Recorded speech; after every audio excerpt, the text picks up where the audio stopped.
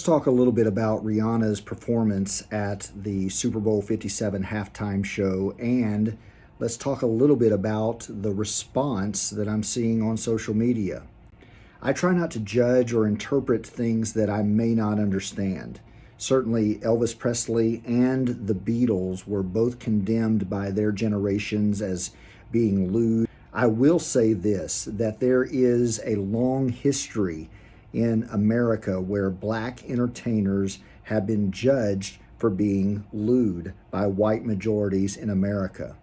But when I look objectively, when I try to look objectively at Rihanna's performance, I thought the choreography was artistic and well executed, especially considering they were dancing on moving platforms and elevated while doing so.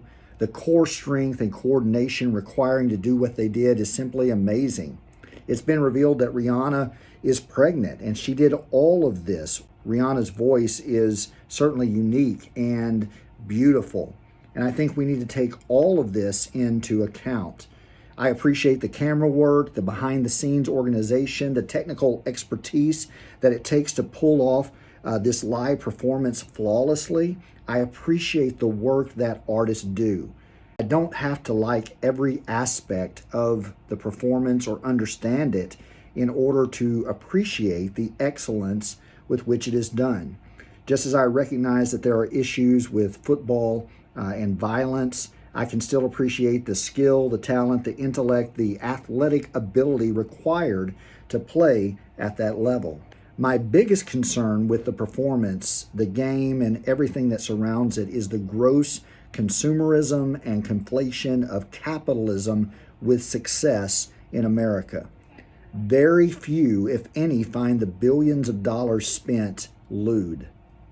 I was disappointed that the event wasn't used to raise money for the poor or for the hurt and suffering in Turkey, for example. About the two ads that were broadcast about Jesus, He Gets Us. Those ads cost $7 million for 30 seconds of airtime.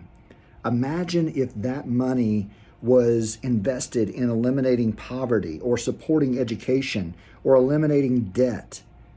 What a wonderful thing that would have been.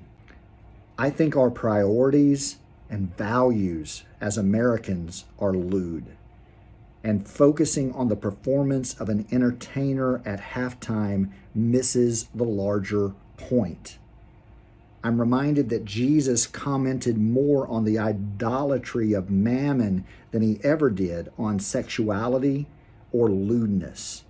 Yet Christianity in America rarely, if ever, challenges the excesses of capitalism, and in many sectors, it encourages it and celebrates it. That should be our concern.